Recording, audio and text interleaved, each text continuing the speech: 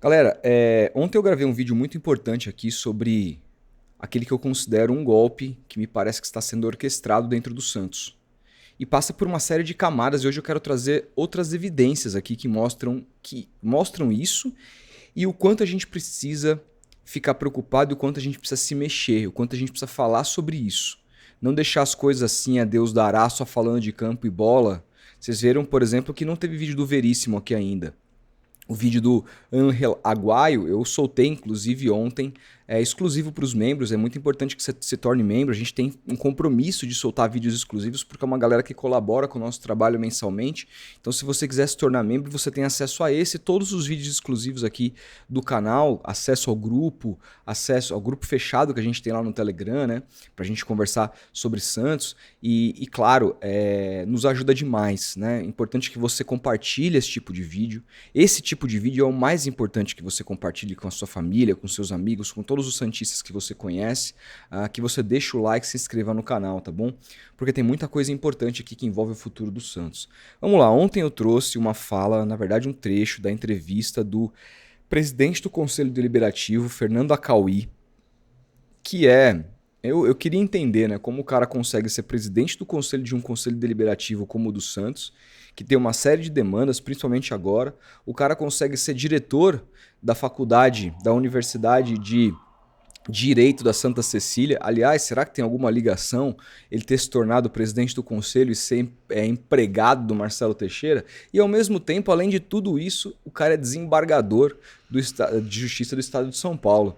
O cara tem 3 empregos aí, um público, outro num clube de futebol e outro numa universidade. E para quem não sabe, né, no caso do conselho não se recebe absolutamente nada, é voluntário. E no caso de uma instituição de ensino, são as únicas permissões que um desembargador e um gestor público pode ter de também dividir a sua atenção. Então ele divide a atenção em 3 lugares diferentes e está dividindo tanto a atenção que ele está muito mal informado com relação ao próprio Estatuto dos Santos.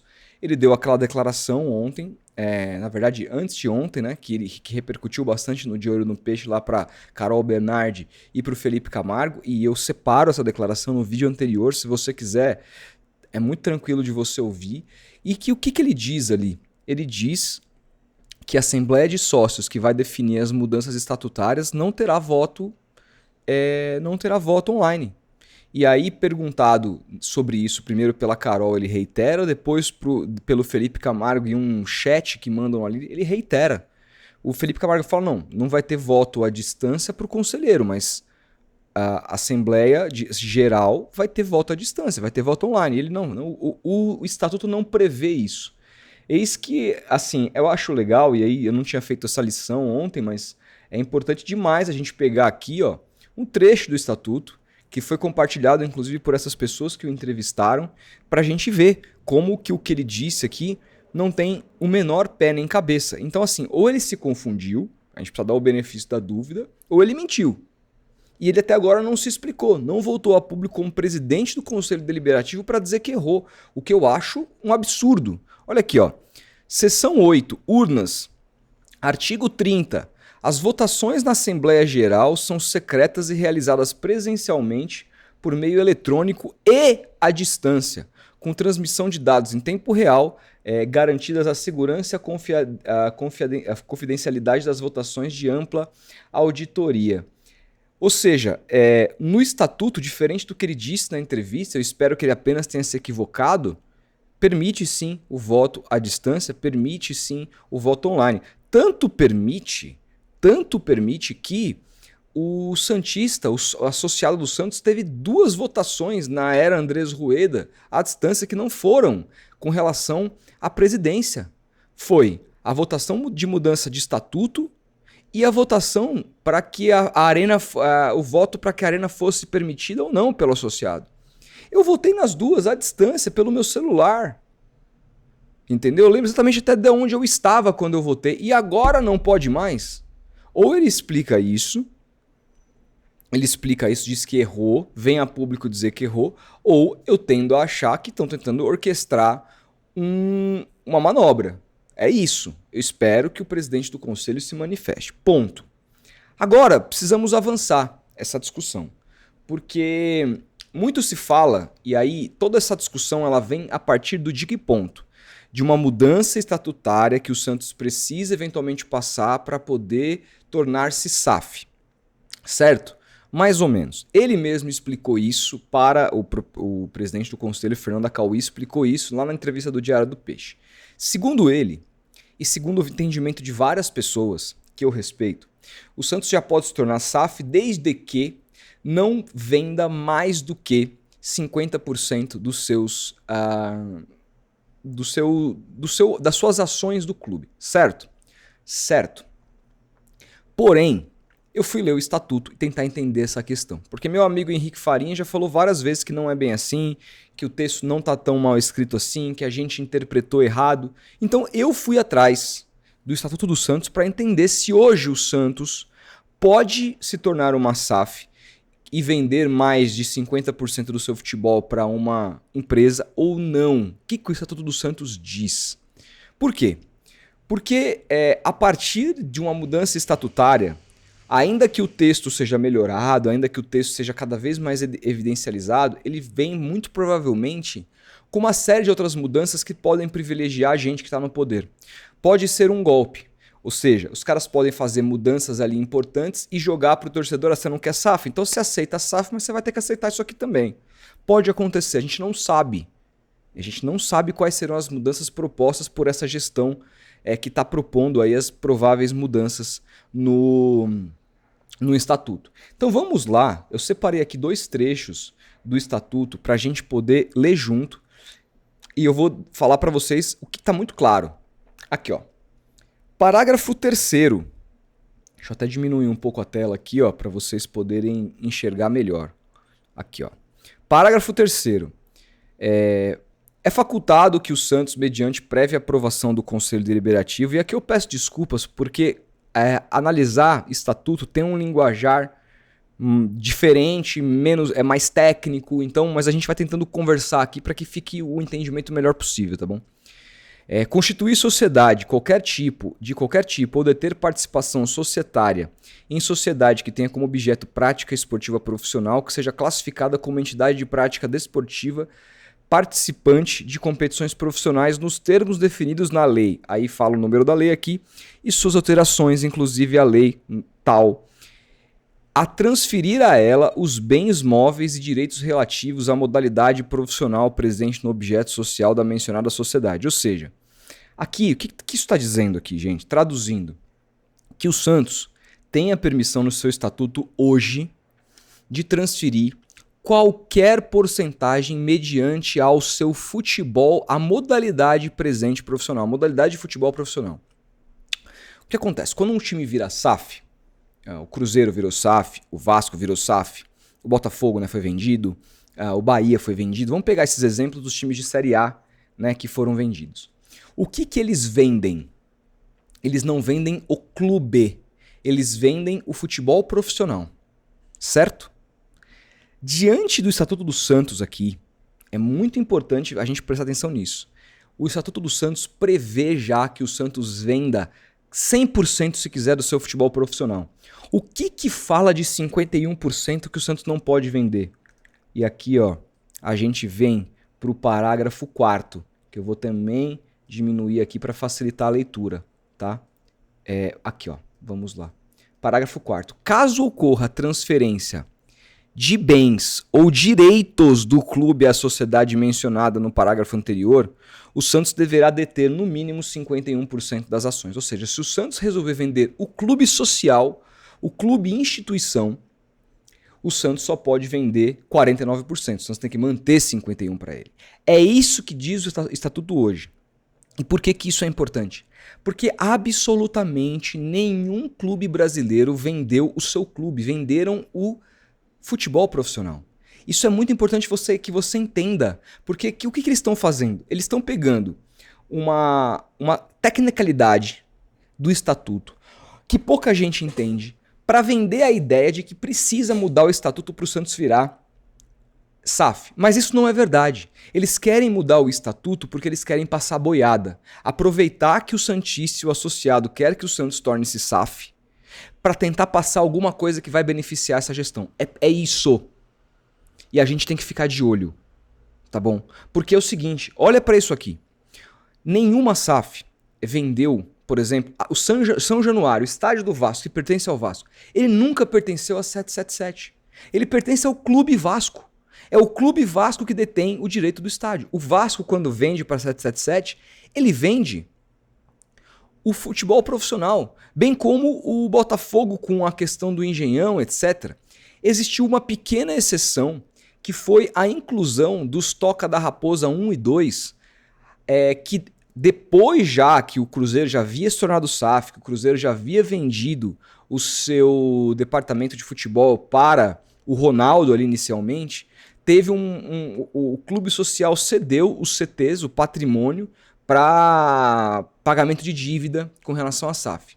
Existiu isso. Até separei aqui a matéria, deixa eu pegar para vocês aqui, ó. Cruzeiro registra 2,9 milhões de reais em transferências das tocas para a SAF e detalha parcelamentos. E aqui, ó, isso aqui é atualizado há um ano atrás, tá? 2023, o Cruzeiro já era SAF. E aí ele faz uma negociação enviando as tocas da Raposa para a SAF da época do Ronaldo Fenômeno, no valor registrado 209 milhões de reais. Então, gente, quando o Ronaldo compra o Cruzeiro, ele não compra o Cruzeiro Clube, ele compra o futebol do clube. É assim que as SAFs operam. E hoje o Santos pode vender 100% do seu futebol. É o PIF. Tá aí, tem investimento do fundo público da Arábia Saudita, o Mohammed bin Salman quer comprar o Santos. O Santos pode. O futebol do Santos hoje pode ser vendido 100% para ele se o Santos quiser.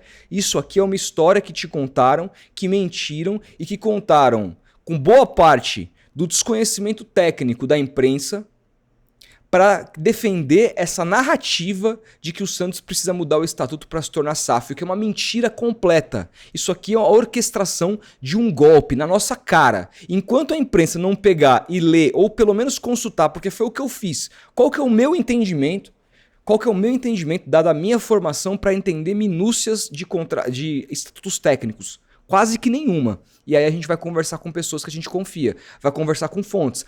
O nosso trabalho de jornalista é conversar com as pessoas. Eu conversei com pelo menos 3 pessoas que eu confio demais, especializadas em direito, especializadas em contratos, em estatutos.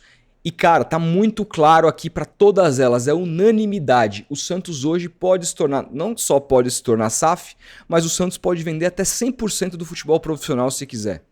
Para qualquer um. O que o Santos não pode, e aí nem deve, é vender mais de 51% do clube social. Ninguém vende nada do clube social, o Santos vai vender mais do que 51%, aí acabou o clube do Santos, né?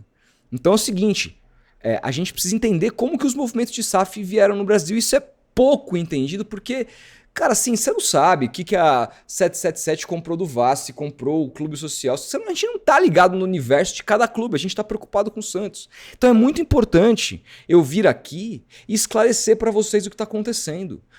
Essa história de que mudar o estatuto, só assim o Santos precisa, mudando o estatuto e mudando esse trecho dos 51%, o Santos ficar apto a se tornar uma SAF, é uma mentira. Isso de acordo com fontes muito confiáveis minhas. Muito confiáveis. O Santos hoje pode vender o futebol para qualquer um que quiser. Para qualquer um que quiser. Essa é a minha apuração. E essa é a minha leitura e minha interpretação. Então tudo que vier a partir de uma mudança estatutária a partir de agora é uma tentativa de passar boiada. Então qualquer mudança estatutária que vier agora, o associado tem que votar contra. Tem que votar contra. Sim.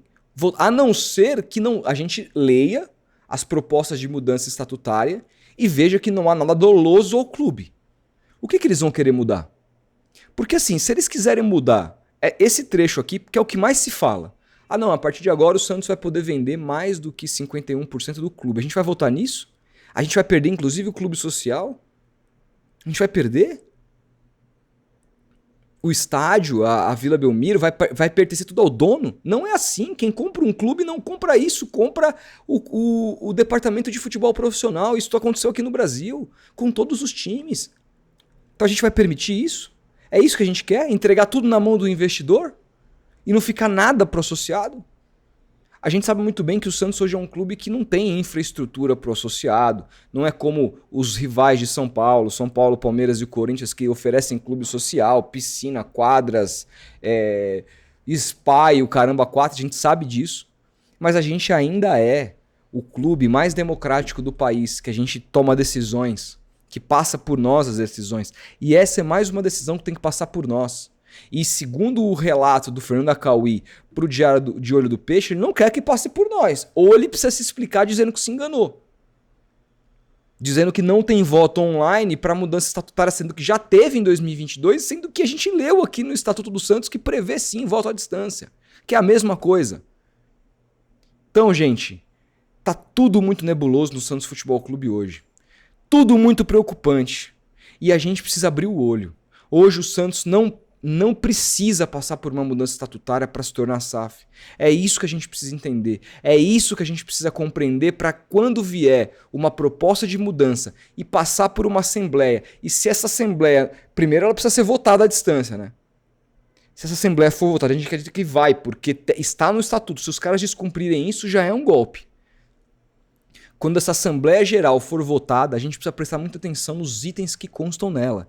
E eu vou fazer vídeos a respeito disso. A gente precisa entender primeiro. Vamos esperar essa comissão estatutária que está rolando por aí, o que eles vão propor, o que eles não vão propor.